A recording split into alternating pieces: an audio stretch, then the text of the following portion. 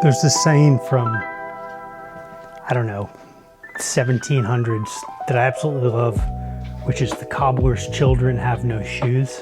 And I love it because I identify so closely with both the cobbler and his children in a way, because I make clothing, a lot of clothing, and I sell a good amount of clothing, but I rarely get it for myself, even though I want all of it. I wouldn't have designed it if I didn't want it. I'm secretly kind of jealous every time I fill an order, whoever is receiving this shirt, as if it's inaccessible to me, which is absurd, you know. Point being, I finally ordered a fresh round of shirts that are among my favorites, starting with the one I'm wearing. This is one of my favorite photos of all time. Originally black and white, colorized it from around 1942, I believe. A woman by the name of Veronica Lake.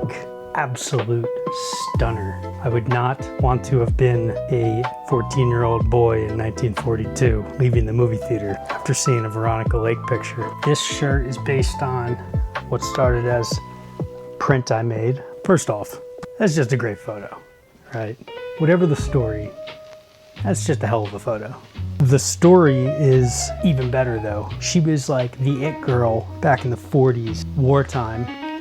Women going to work in factories to support the war effort, working with heavy machinery, drills, lathes. She had basically, I don't know why I keep holding the picture up because I'm wearing it on my chest. Veronica Lake was known for her hair. Veronica Lake's one-eyed hairdo established a style that swept the feminine face of the country. She had this iconic swoop. You know it when you see it. Everyone had it. Every girl was copying her. Veronica's witchlock received the stamp of approval from young girls the country over. Nothing's changed in the past 1,000 years. In a changing world, however, a change of hairstyle was indicated. Life magazine basically said, if you'll do this photo shoot and cut your hair for the troops, we're gonna have a lot less chaos in the workplace from women wearing it that way to work, because why not? That'll look cute, ending up with their head in a machine. Valuable time is lost on a futile gesture. Uncontrolled hair will never stay in place. The operator is exposed to the constant threat of hair caught in the machine. Miss Lake has now decided to put glamour in its proper wartime place and face the world with both eyes in the clear. She did it, chopped off her hair. A lot of people think it was basically the beginning of the end of her entire career, but her story gets dark. Killer, timeless photo, Veronica Lake, Life magazine. This is on Black Heather. Onward. Next up, another absolute favorite. Young man, early 1900s, North Bennett School. Again, black and white, terrible quality photo I found. Put a little time and effort into it. A young man whose name I do not know, whose story I do not know, and both of those things I would very much enjoy knowing. Something about this picture, I relate to it in some way. I kind of feel like him sometimes. By the way, this, my new absolute favorite color, Heather Emerald, the perfect green shirt. Took a risk on it. I usually go with the colors I know. This one, tried it out. Damn happy I did. Next up, the lovely Flying Lady of Proto Tools, Streamlined. It's another new color, Heather Midnight Navy. Different and better than Heather Navy. Possibly the perfect navy shirt if you want a heathered instead of a solid. Damn nice. Another one that started out as a print, 19, don't remember.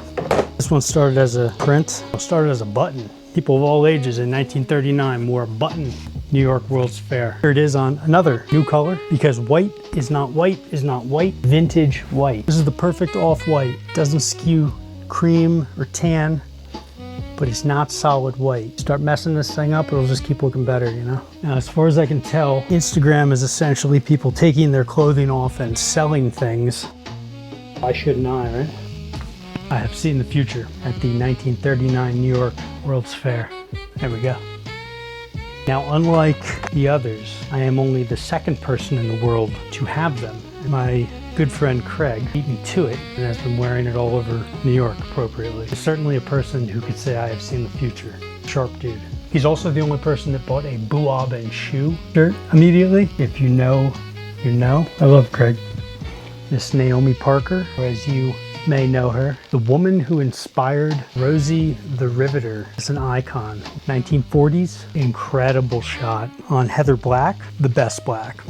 Black and white photo originally, lightly colorized by myself. I will put this shot up against any Marilyn Monroe photo any day of the week, hands down. Nice printing too.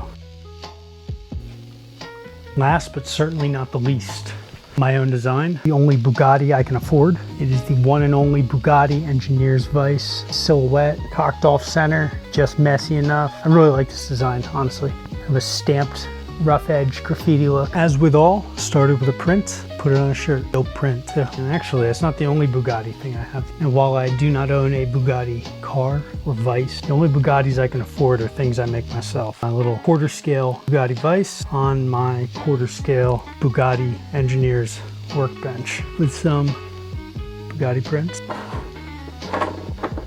All right, that's all I got for now. If you want any of these, most of them are up on Mr. Sawdust shop. Any of these look different, if you see them up there, buy it, you're gonna get this. Sometimes I tweak things and make them better, and these are the latest and the greatest of all of these.